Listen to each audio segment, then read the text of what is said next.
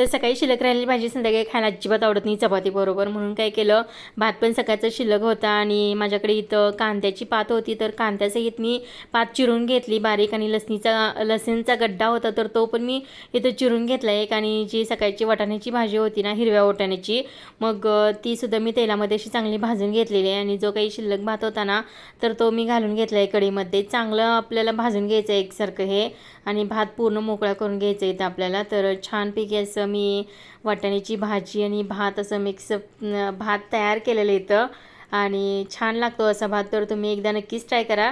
माझ्याकडे वाटाणा शिल्लक होता म्हणून, नाहीतरी तुमच्याकडे पावटा असेल ना, तर पावट्याचा सुद्धा असा भात करू शकता, किंवा सोलाण्याचा भात करू शकता. भाजी शिल्लक असते ना सुक्की त्याचं, तर मस्तपैकी तसं भात आपला तयार झालेला आहे. चला लाईक करा, शेअर करा, नवीन असेल चॅनलला सबस्क्राईब करा, आणि गरम गरम भात असा खायला भेटूया नेक्स्ट व्हिडिओमध्ये. तोपर्यंत bye bye, thank you for watching.